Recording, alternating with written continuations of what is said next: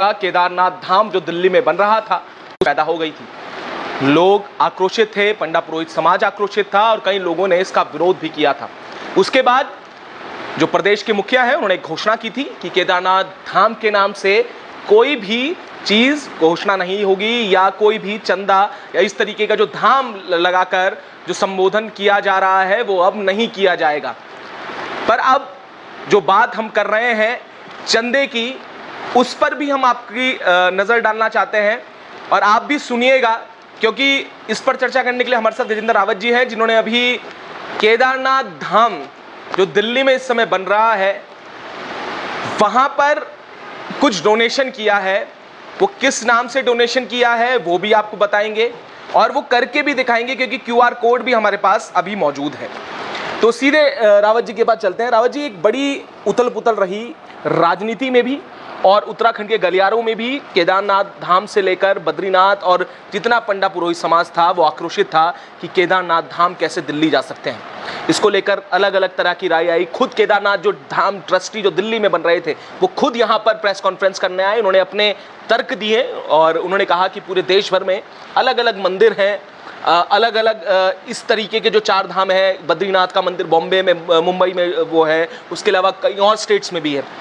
इसको लेकर अब नया क्या है और उस घोषणा के बाद क्या कुछ बदला है? मुख्यमंत्री ने ये पहली बार है कि किसी प्रदेश के मुख्यमंत्री ने कोई भूमि पूजन करा और उस भूमि पूजन को रद्द करवाने के लिए अपनी कैबिनेट बुलानी पड़ी। उस कैबिनेट की बैठक में कहा कि अब 4 धाम के नाम से आप कुछ नहीं बनाएंगे। और उसके बावजूद कल हमने जब ट्राई किया तो उसी जो है केदारनाथ धाम दिल्ली ट्रस्ट के नाम पर ये जो पैसा है अभी भी जा रहा है। अभी भी उस पर अकाउंट खुला पड़ा हुआ है, उस QR कोड के माध्यम से पैसा जा रहा है। हमने कल भी ट्राई किया था और अभी मैंने कुछ देर पहले ट्रस्ट के लोगों से बात करी तो उन्होंने मुझे कहा कि अगर आप पैसा देना चाहते हैं तो आप चेक से भी दे सकते हैं और हमारा अकाउंट खुला हुआ है। ये सवाल इसलिए यहाँ पर आए कि जिस दिन वो भूमि पूजन हुआ उसी दिन केदारनाथ की जो विधायक थी सैला रानी रावत, उनकी मौत का मातम मनाया जा रहा था और तब तक तो उनकी अंत्येष्टि भी नहीं हुई थी।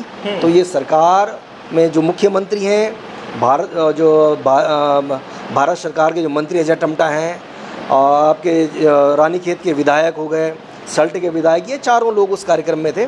और इसलिए ये सवाल गंभीर होते कि ये जो प्रदेश है ये मनी ऑर्डर इकोनॉमी वाला प्रदेश तो था, साथ साथ ये माना जाता है कि 4 धाम ही यहाँ की लाइफलाइन है। बिल्कुल। आप इस प्रदेश में इस 4 धाम यात्रा को छोड़कर अगर किसी रास्ते पे चल कर देखिए तो आपको पता चलेगा पूरे पहाड़ खाली हो रहे हैं, लगातार पलायन हो रहा है। लेकिन इस 4 धाम यात्रा मार्ग पर जितने गांव हैं, गली हैं, मोहल्ले हैं, कस्बे हैं, शहर हैं, जितने भी क्षेत्र हैं वो सब आबाद हैं।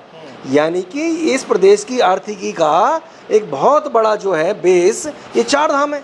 अब उस 4 धाम में आप उसकी ब्रांच खोलने की बात करेंगे, आप कह रहे हैं कि आपने जो है दिल्ली में जो है जो आदमी यहाँ नहीं आ सकता है वो दिल्ली जाके दर्शन कर रहे हैं। आप कह रहे हैं कि भाई 6 महीने तो केदारनाथ धाम के कपाट बंद रहते हैं, लेकिन जो दिल्ली में बनेगा वो 12 महीने खुले रहेगा।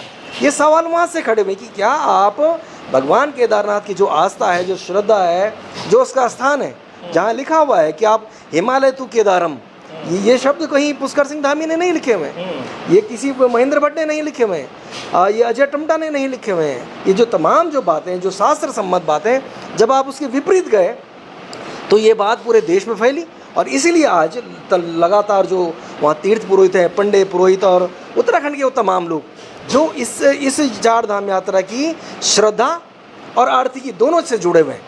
हजारों लाखों लोग हैं जिनके घर उस यात्रा से चलते हैं। वो घोड़े खच्चर वाले हैं, वो टेंट वाले हैं, पूजा प्रसाद का सामान बेचने वाले, वो तमाम लोग जिनको इस बार सबसे असहज इसलिए होना पड़ा।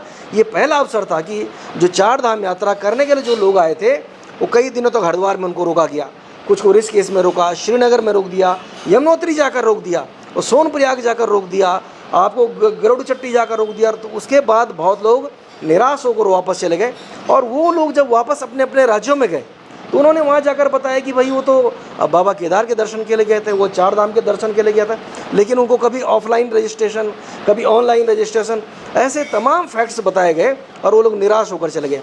उनके वापस जाने के कारण इस प्रदेश के हजारों और लोग जो स्वरोजगार कर रहे थे, जिनकी रोजी रोटी इससे चलती, जिनकी होटल चलता, रेस्टोरेंट चलता, उनका जो अब होम स्टे चलता, तमाम जो चीज़ें लोगों ने अपने पैसे से लोन लेकर जो तैयार की थी, यात्री वहाँ से भाग गया। तो जब वो वहाँ नहीं आया, और चीज़ क्या हुई कि आपने यहाँ से जो है अगर भेजा भी किसी को, तो आपने कह दिया कि भाई ऋषिकेश के बाद तुम श्रीनगर से पहले कहीं नहीं रुकोगे। अब वो जो बीच के जो लोग उनकी प्रतीक्षा कर रहे थे, उनका आपने कारोबार ठप करा दिया। आपने बोल दिया श्रीनगर से रुद्रप्रयाग के बीच में कोई रुकेगा नहीं। उसके बीच में आपने ये भूल गए कि वो बीच में जो लोग रह रहे हैं उनके रोजगार का क्या होगा। ऐसे तमाम जो अफरा तफरी का माहौल रहा। और सबसे गंभीर बात यह है कि उत्तराखंड के मुख्यमंत्री के कैबिनेट की, तो जब आपने इस प्रकार से बैटिंग में लोग लगाए और आपने कहा कि सब कुछ बहुत बढ़िया हो गया है, सब चाक चौबंद हो गया है, विधायकों से बयान दिलाए गए कि भाई अब 4 धाम के नाम पे कुछ नहीं हुआ, लेकिन इसके बावजूद जब आज ये चंदा लिया जा रहा है तो ये बेहद गंभीर सवाल है कि आखिरकार बाबा केदारनाथ के नाम पर, केदार धाम के नाम पर, दिल्ली ट्रस्ट के नाम पर ये पैसा क्यों लिया जा रहा है और इसके खिलाफ कार्यवाही क्यों नहीं हो रही है। आखिरकार वो जो बद्रीनाथ केदारनाथ मंदिर समिति है, जो यहाँ पर बड़ी बड़ी बातें कहती है, उसके जो नीति नियंता है, उसके कर्ता धर्ता हैं इस सरकार में, वो जो PCS ऑफिसर जो वहाँ बैठाए गए हैं, क्या उनको नहीं पता कि केदारनाथ के नाम से आप दूसरी ब्रांच कैसे खोल देंगे और वो अकाउंट का पैसा जो ले रहे हैं वो कैसे ले रहे हैं। तो इसीलिए गंभीर सवाल है कि इस सरकार ने जो निर्णय लिया, वो सरकार का जो निर्णय है अभी भी धरातल पर नहीं है। अगर उस ट्रस्ट वाले व्यक्ति को जो टाइट कर दिया जाता, इनको अपनी भूल सुधार करनी थी तो कर दिया जाता, तो शायद ये असहज स्थिति न होती। और अगर अभी भी उस ट्रस्ट ने इस प्रकार की जो चंदा जो लेने की जो प्रवृत्ति है उसको बंद नहीं किया, तो मुझे लगता है कि बहुत जल्दी किसी नज़दीकी थाने में जाकर किसी व्यक्ति को इनके खिलाफ रिपोर्ट दर्ज करानी पड़ेगी। रावत जी, एक बात सवाल यहाँ भी है, जब प्रश्न पूछे गए समिति वालों से, जब ये धाम सोसाइटी वालों से, तो उन्होंने ये भी कहा कि ये इस तरीके के जो धाम के जो मंदिर हैं, या मैं बोलूँ इस तरीके की जो एक जो मंदिर बनाए जाते हैं, ये एक धाम नहीं है, ये पहले भी इस तरीके के मंदिर बने हैं। उन्होंने मुंबई का उदाहरण दिया, कई और स्टेट्स का उदाहरण दिया, वहाँ पर भी ऐसे ही मंदिर बनाए गए हैं। तो इसको लेकर आपका क्या कहना है? ये इसमें उन्होंने ये भी आरोप लगाए हैं कि इसका राजनीतिकरण जो है, अभी केदारनाथ उपचुनाव होना है तो उसको लेकर भी बढ़ चढ़कर जो कांग्रेस है या तमाम और लोग जो पंडा पुरोहित समाज है उसमें भी उन्होंने आरोप लगाए। उन्होंने कई और लोगों पर आरोप लगाए, शंकराचार्य जी पर कई गंभीर आरोप लगे हैं इसको लेकर। तो सवाल यहाँ पर यह है कि जब और जगह और स्टेट्स में बना, या समय परिस्थिति अनुकूल नहीं थी जो ये विवाद शुरू हुआ, ये बड़ी टेक्निकल चीज़ है। इसको लेकर क्या कहेंगे? वैष्णो देवी का जैसे मंदिर बन जाता है, केदारनाथ या बद्रीनाथ जैसा महाराष्ट्र मुंबई में बन जाता है, तो क्यों इसका विरोध? अगर उन लोगों को ये लगता है कि दूसरे लोगों ने गलत किया है या जितने भी मंदिर बने, तो उसके खिलाफ कार्यवाही कौन करेगा? जिस समिति का नाम बद्रीनाथ केदारनाथ मंदिर समिति है, ये तो उसकी जिम्मेदारी बनती है। और उन्होंने क्या उस ट्रस्ट के खिलाफ किसी थाने में रिपोर्ट दर्ज कराई, किसी कोर्ट में जाके मुकदमा करा? कहीं भी कोई उन्होंने उस ट्रस्ट के खिलाफ एक शब्द नहीं बोला, यानी कि उन लोगों की सहमति थी। और कितनी बड़ी बात है कि आप केदारनाथ मंदिर से शिला लेकर चले गए और वो बाकायदा टेम्पल कमेटी की गाड़ी में जा रही है, उसके खिलाफ उसके बारे में कुछ नहीं बोल रहे हैं। हम कह रहे हैं कि जितने भी लोगों ने नियम कानून के विरुद्ध परंपराओं के खिलाफ काम किया है उनके खिलाफ कार्रवाई कीजिए। लेकिन आप ये नहीं कह सकते कि पहले जो है सारे चोरों को पकड़ो और तब आपकी बारी आएगी, ये तो नहीं हो सकता ना।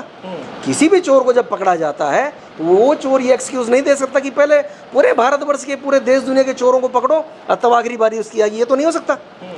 जिस प्रकार के भी सवाल उठाए जा रहे हैं, उन सवालों का सिर्फ एक ही जवाब है कि जब बद्रीनाथ केदारनाथ मंदिर समिति एग्जिस्ट करती है, आज भी है, आज भी वहाँ लोग तनख्वाह ले रहे हैं, उसके सुख सुविधाएं भोग रहे हैं, उन बड़े पदों पर बैठे हुए हैं, तो उसी नाम से कोई दूसरा व्यक्ति ट्रस्ट बनाकर चंदा कैसे ले रहा है?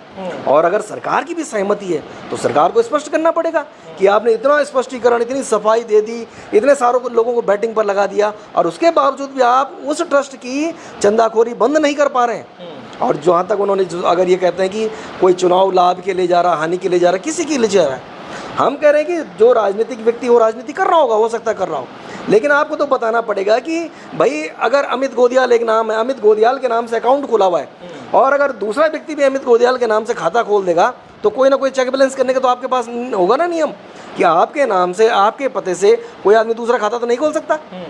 ये सवाल इन लोगों पर इसलिए खड़े हो रहे हैं और ये लोग जितनी ज़्यादा इस प्रकार से जो लोगों को बरगलाने का काम करेंगे, मुझे लगता है और फंसते चले जाएंगे। और जहाँ तक उन्होंने शंकराचार्य जी का अपमान करने का काम किया तो उसके लिए वो खुद दोषी हैं, उसका उनको जवाब देना पड़ेगा, समाज में भी देना पड़ेगा। और उनको अगर चुनाव का डर लग रहा है तो चुनाव के बीच लोगों के बीच जाना चाहिए और वहाँ जाके बताना चाहिए कि हाँ भैया हमने मंदिर का भूमि पूजन किया है। वो जाके बताएं अपना वहाँ पर, बोला हाँ भारत सरकार के मंत्री गए थे, 2 विधायक गए थे, मुख्यमंत्री गए थे और किया है। बोला डंके की चोट पे कीजिए ना आप, फिर आपको बैक फुट पर आने की जरूरत है। जब आप ये कहते हैं कि आप सही हैं तो फिर आप फ्रंट फुट पे खेलिए ना। आप किसी दूसरे के भरोसे कि भाई दूसरे को राजनीतिक लाभ होगा, नुकसान होगा, फलाना होगा, इन सब से ये प्रदेश नहीं चलने वाला। असल बात यह है कि बाबा केदारनाथ के धाम के साथ में जो खिलवाड़ आज की तारीख में भी हो रहा है, जब आज हम 31 जुलाई को यहाँ पर बैठ कर बात कर रहे हैं, अभी भी अकाउंट खुला हुआ है, अभी उस QR कोड से पैसे लिए जा रहे हैं, उसको रोकने का कौन काम करेगा? और जब तक आप उसको रोकने का काम नहीं करेंगे ये सवाल बरकरार रहेंगे। कोई चुनाव आए चुनाव ना आए, उत्तराखंड के लोग जीवित समाज है और जिन लोगों की हजारों लाखों और करोड़ों लोगों की जो आस्था बाबा केदार के प्रति है, आप उन आस्थाओं के साथ खिलवाड़ नहीं कर सकते। ये वास्तव में ये पहला उदाहरण है कि आप उन लोगों की भावनाओं से खिलवाड़ कर रहे हैं और ये खिलवाड़ मुझे लगता है निश्चित रूप से आने वाले समय में बहुत सारे लोगों को महंगा पड़ने वाला है। रावत जी, मैं चाहता हूँ कि थोड़ा सा वो QR कोड जो आपके पास है उसमें अगर आप थोड़ा सा पेमेंट करके लोगों को भी दिखा देंगे। मैं इसमें वो नहीं करता। हाँ। मैं कभी ऑनलाइन ऐसे पेमेंट नहीं करता। वो कल जो नहीं, कल योगेश भाई आए थे, योगेश डिमरी, उन्होंने भी लाइव किया था प्रोग्राम, उसमें उन्होंने सेम टाइम में पैसा डाला और पैसा गया उसमें। अभी भी मैंने बताया ना कुछ देर पहले मैंने उन पर संपर्क किया। तो QR कोड आप मुझे भेज दीजिए। हाँ, मैं भेज दूंगा उसमें। इसमें अभी हम लाइव इसमें देख लेते हैं, क्योंकि हो सकता है कि कई जनता इसे एक राजनीति का हिस्सा माने, कई चीज़ें सवाल मन में आ जाते हैं, तो इसे अभी भी करके हम एक चेक इन कर सकते हैं। हाँ, ये इसमें QR कोड है। तो मैं थोड़ा सा कैमरा मैन को थोड़ा सा इसमें आप एक स्कैन करिएगा, स्कैन करके थोड़ा सा दिखा दीजिए गूगल पे में पेमेंट करके। मैं इधर तो आप देखिएगा ये इस तरीके का जो पोस्टर उस समय निकाला गया था। तो अभी हम इसे आपको दिखा देते हैं कि किस तरीके से क्या भी ये चल रहा है। क्या मुख्यमंत्री की घोषणा के बाद ये जो धाम का इस्तेमाल ना करने की बात जो की गई थी वो भी हम आपको दिखा देते हैं इस समय। ये वो QR कोड है जो उस समय जो पोस्टर रिलीज किया गया था। तो हाँ जी, सो सवाल ये है कि ये जो लोग ये काम को कर रहे हैं, ये देखिए ना, कल ये 30 जुलाई को 1:14 पे पैसे ट्रांसफर हो गए। ये इसका UPI ट्रांजैक्शन नंबर है और ये इसका जो है UPI ID है। इसमें कहीं भी कोई हाइड करने वाली बात नहीं है, ये स्पष्ट रूप से पैसा गया और आज भी खुला है। सवाल ये है कि जब आपके सामने इतनी सारी चीज़ें होती हुई दिख रही हैं, आप तमाम तरह के बयान दे रहे हो, तमाम तरह की बातें कर रहे हो, इसे आप बंद क्यों नहीं करवा रहे हैं? और अगर आप इसे बंद नहीं करवा रहे हैं, इसका मतलब आज की तारीख में भी इन लोगों की सहमति है कि आप दिल्ली में मंदिर बना रहे हैं। और अगर आप वही सब काम कर रहे हैं तो निश्चित रूप से ये आने वाले समय के लिए इस प्रदेश की जो लाइफ लाइन है, जो रोजी रोटी है, आप उसके साथ खिलवाड़ करेंगे। और अगर ये खिलवाड़ होगा तो आने वाले समय में जो जिस आर्थिकी के भरोसे उत्तराखंड बैठा हुआ है कि भाई यहाँ तीर्थाटन और पर्यटन से ही जो है रोजगार का एक बड़ा साधन है, उस पर एक बहुत बड़ा कुठाराघात होगा। ये शिला वाली बात रावत जी जब हमने पूछी वहाँ पर तो उन्होंने इसे नकारा था। उन्होंने कहा था कोई शिला नहीं ली जाई गई है। जो ये बार बार बात हो रही थी कि केदारनाथ धाम से शिला लेकर लाई गई है और उसे वहाँ रखा गया है, इसको लेकर भी उन्होंने साफ इस चीज़ को नकारा था कि इसका दुष्प्रचार किया जा रहा है। यहाँ पर ऐसा कुछ नहीं है और मंदिरों की तरह वहाँ पर ऐसा नहीं है कि वहाँ से लाई गई है। इस पर क्या कहेंगे? आपने अभी भी ये बात कही कि ये सारे लोग कभी भी किसी आरोप को स्वीकार नहीं करते हैं। इन्होंने उस दिन भी अस्वीकार किया जब आचार्य संतोष त्रिवेदी ने केदारनाथ के गर्भगृह में जाकर वो वीडियो बनाई कि भाई वहाँ जो है रंग पुताई चल रही थी, सोने के ऊपर कोटिंग की जा रही थी, पॉलिश किया जा रहा था। उस दिन भी इन्होंने कहा कि केदारनाथ धाम को बदनाम करने की बात हो रही है। जब केदारनाथ धाम के बाहर पंडित पुरोहितों ने वहाँ पर धरना प्रदर्शन किया, ये उस दिन भी नकार रहे थे कुछ नहीं हो रहा है। ये तमाम तरह की बातें नकारने से कुछ नहीं होगा। आपको बताना पड़ेगा कि आपके होते हुए, आपकी समिति के एग्जिस्ट करते हुए के बावजूद एक दूसरा मंदिर धाम के नाम से ट्रस्ट बन गया। आपने उस ट्रस्ट के खिलाफ क्या कानूनी कार्यवाही करी? और अगर नहीं करी तो स्पष्ट संदेश है, साफ मैसेज है कि आपकी कहीं ना कहीं उनके साथ में मिलीभगत है। तो इस पर अब लगातार ये देखा जा रहा है कि केदारनाथ का जो मामला है, मंदिर का ख़त्म होता है तो उसके बाद शुरू होता है सोना के, जो आपने बोला। उसके बाद सतपाल महाराज जी ने भी अपने बयान दिए हैं, कई चीज़ें उसमें बोली है। और अब तो बिल भी सामने आए हैं उसको लेकर भी विवाद छड़ा हुआ है। अब सवाल यहाँ पर यही है कि एक तरफ जहाँ पर अब ये जो विवाद है मंदिर बनने के नाम पर दिल्ली के बाद, अब सोने का जो मैटर है, जो लगातार जो बात हो रही थी, अब फिर से वो जो है वो जिन बाहर आ गया है, तो इसे क्या आप राजनीति से भी रावत जी जोड़ते हुए देखते हैं कि क्या ये चीज़ें उपचुनाव को लेकर ज़्यादा मुद्दा बन रही है? क्या ये ऐसी चीज़ें जो उस समय तूल पकड़नी चाहिए थी, अब फिर से वो तूल पकड़, इस पे कैसे कनेक्शन देखते हैं आप? ये मामला तो बहुत दिनों से नहीं उछल रहा था, लेकिन जब आप खुद जाकर मंदिर का भूमि पूजन कर रहे हैं, केदारनाथ धाम के नाम से भूमि पूजन कर रहे हैं, तो लोगों के मन में सवाल आने थे। वो सवाल वापस आए तो वो सोना चांदी का मामला बाहर आ गया। और जहाँ तक आपने कहा कि राजनीति का मुद्दा है, तमाम तरह की बातें, अभी लोकसभा चुनाव के अंदर आपने क्या सुना प्रधानमंत्री के मुँह से? आपका मंगलसूत्र चोरी होने वाला है, आपकी 2 में से 1 भैंस चोरी होने वाली है, जिसके ज़्यादा बच्चे होंगे उसको ज़्यादा कुछ मिलने वाला है। ये तो देश के प्रधानमंत्री के बयान है। तो जब देश के प्रधानमंत्री के मुद्दे तात्कालिक हो सकते हैं कि आपका मंगलसूत्र चोरी होने वाला है, तो जो लोग राजनीति करने वाले लोग हैं वो भी कर ही रहे होंगे, और उनको आप कैसे रोक दोगे? जब आप खुद उन मुद्दों के साथ में मैदान में जा रहे हो, पूरा चुनाव किस चीज़ पे चल रहा था? मीट, मंगलसूत्र, ये कोई मुद्दे थे क्या? वो जहाँ महंगाई, बेरोजगारी, भ्रष्टाचार की बात होनी थी, वो सारी बातें गौण कर दी गई। ये मुद्दा बिल्कुल नहीं उठने वाला था, लेकिन इस मुद्दे को उठाने के पीछे सरकार, इस शासन तंत्र, वो टेम्पल कमेटी के लोग, जो तमाम जो लोग उस दिल्ली में उस भूमि पूजन के कार्यक्रम में थे, बाकायदा वीडियो जारी किया गया, लंबी लंबी प्रेस रिलीज भेजी गई, और बाकायदा मुख्यमंत्री की ओर से बयान छपवाया गया कि अब केदारनाथ धाम में भी, क्या दिल्ली में भी हो जाएंगे केदारनाथ धाम के दर्शन। ये किसने बनाई प्रेस विज्ञप्ति? सरकार ने बनाई, उनके संगठन के लोगों ने बनाई, उनका जो शासन तंत्र उसने बनाई, उन्होंने भेजी। तो इसीलिए आज जो कुछ भी हो रहा है उसके पीछे सिर्फ सरकार है, जो सत्ताधारी जो लोग हैं वो हैं, जो टेम्पल कमेटी है उनके लोग हैं, उन्हीं को स्पष्टीकरण देना और जवाबदेही उन्हीं की बनती है, क्योंकि आज उसी प्राइम पोस्ट पर वो बैठे हुए हैं। ऐसे में रावत जी, एक इसलिए भी बहुत ज़रूरी होता है ये आकलन, क्योंकि आप खुद मीडिया से हैं और बड़ी चीज़ों को बड़ी नज़दीक से देख रहे होते हैं। केदारनाथ धाम प्रतिष्ठा रक्षा यात्रा जो निकाली जा रही है उसको भी जोड़ा जा रहा है, और भाजपा ने आरोप लगाए हैं कि ये सब एक राजनीति का हिस्सा है। कांग्रेस उसे नकारती हुई नजर आ रही है, वो कह रही है इसका उपचुनाव से कोई मतलब नहीं है। केदारनाथ धाम प्रतिष्ठा रक्षा यात्रा, इसके क्या मायने हैं आपकी नज़र में? और क्या, मैं बार बार इसलिए ये बात कह रहा हूँ क्योंकि ये कभी कभी लोगों के मन में भी संदेश जाता है कि आखिर अभी ही क्यों? तो ये इस यात्रा और इस सब चीज़ों को, समीकरण को कैसे देखते? जो भी राजनीतिक दल है या जो आपका कॉन्सेप्ट है राजनीति के बारे में, वो यही तो कहेगा जो तात्कालिक विषय आप उसको जनता के पास कैसे लेकर जाएंगे।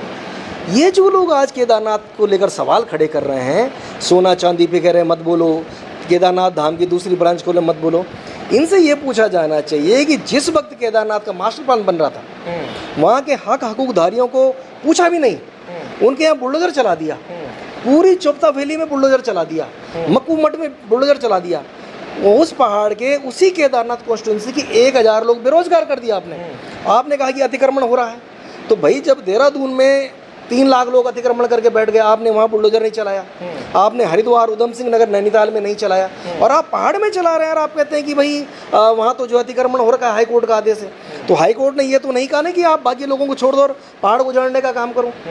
बद्रीनाथ जो ये उपचुनाव हुआ, उस चुनाव में जो हार का एक बड़ा कारण था, वो वहाँ पर बद्रीनाथ के भीतर जो मास्टर प्लान आया, जो वहाँ के स्थानीय लोगों का जो उपेक्षा की गई, और जिस प्रकार से वहाँ ध्वस्तीकरण की कार्यवाही चली, जिस प्रकार से लोग आज भी तरस रहे हैं कि जब बाहर के आए हुए बिल्डर्स के, होटल मालिकों के, उनके नक्शे पास हो रहे हैं, तो स्थानीय लोगों ने कौन सा पाप कर दिया?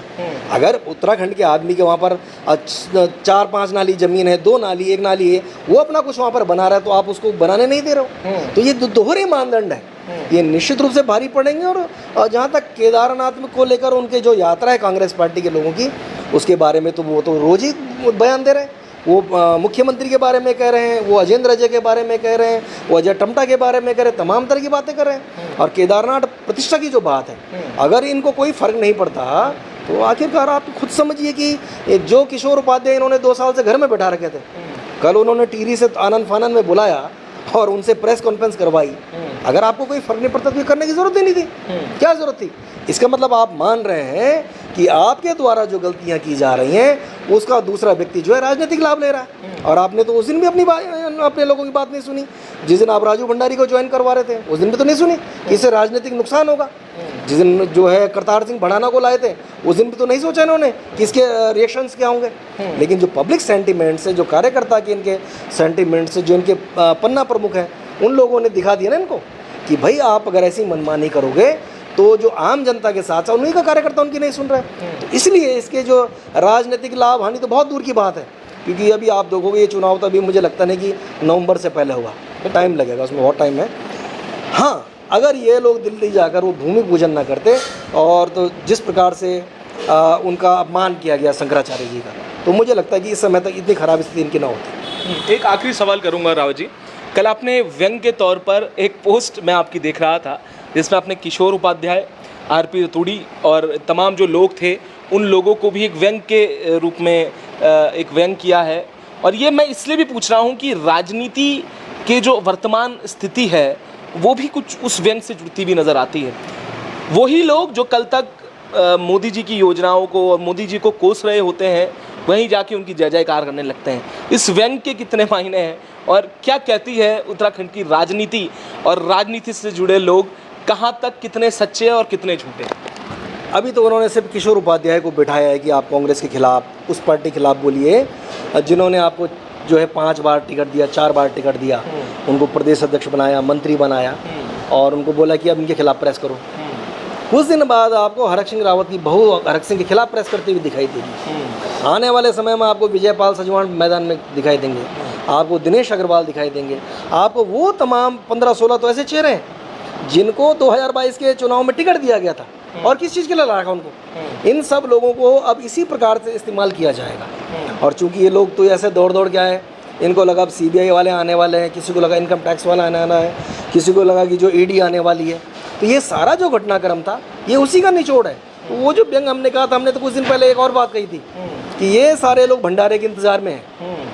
अब आप देखिए वो ज्योति सिंह बिष्ट बैठे हुए 2-2 बार उनको उस पार्टी ने टिकट दिया। बिल्कुल हाँ, जो 80 साल के आसपास उम्र में आके एक ऐसी जगह आकर बैठे हैं जिनके खिलाफ वो खुद बोलते मैंने 45 साल इनके खिलाफ लड़ाई लड़ी। वो किशोर उपाध्याय तो आपने सुना ही था, उन्होंने कहा था कि जो माँ गंगा है उनकी माँ, मोदी की माँ की अस्थियों को स्वीकार नहीं करेगी। किशोर उपाध्याय वही तो व्यक्ति हैं जो कहते थे कि तड़ी पार को जो है गृह मंत्री कैसे बना रहे हो। ये तमाम तरह की चीज़ें, तो इसलिए ये सब जो चीज़ें हैं, जो ये सब है, आने वाले समय में ये और तेज़ होगा और बीजेपी इन लोगों से ये सब इसलिए करवाएगी। कुछ दिन बाद वो दिनेश धने को भी लाएंगे यहाँ पर और उनसे बोलेंगे कि आप इनके खिलाफ कुछ बोलिए। ये सब चलता रहेगा और ये जो सारा जो तारतम्य है ये आपको, और ये जब जो ये केदारनाथ का उपचुनाव के बाद जो निकाय चुनाव होंगे, पंचायत चुनाव होंगे, और 2027 आते आते आप देखना कि ये सारा जो कुछ है ये निचोड़ के एक तरफ हो जाएगा। बिल्कुल, तो ये अपने आप में बड़े मुद्दा है। मुद्दा इसलिए भी है कि सीएम धामी की घोषणा के बाद भी जो ट्रस्ट का गूगल पे जो है उसमें नाम जो है वो भी वही है और अब भी जो चंदा है वो लिया जा रहा है। और अपने आप में बड़ा गंभीर मुद्दा है, जब किसी प्रदेश के मुखिया ने ये घोषणा कर दी है उसके बाद भी जो चंदे पर है वो रोक नहीं लग पाई है। इस पर सीएम धामी क्या कार्रवाई करेंगे ये देखने वाली बात है। उनके जो सहयोगी कैबिनेट में हैं क्या उनकी नज़र भी इस पर पड़ी है या नहीं, ये देखने वाली बात है। पर तमाम तरीके के जो आरोप हैं वो गजेंद्र रावत जो वरिष्ठ पत्रकार हैं उन्होंने लगाए हैं और ये भी कहा है किस तरीके से जो सारी चीज़ें हो रही हैं, हो सकता है जो सरकार के जो लोग हैं उनका समर्थन में हो, इसलिए ये चंदा अभी तक नहीं रुक पाया। हम भी लगातार इस मामले पर आप नज़रें बनाए हुए हैं। तब तक के लिए आप भी जुड़े रहिएगा और देखते रहिएगा उत्तराखंड हलचल।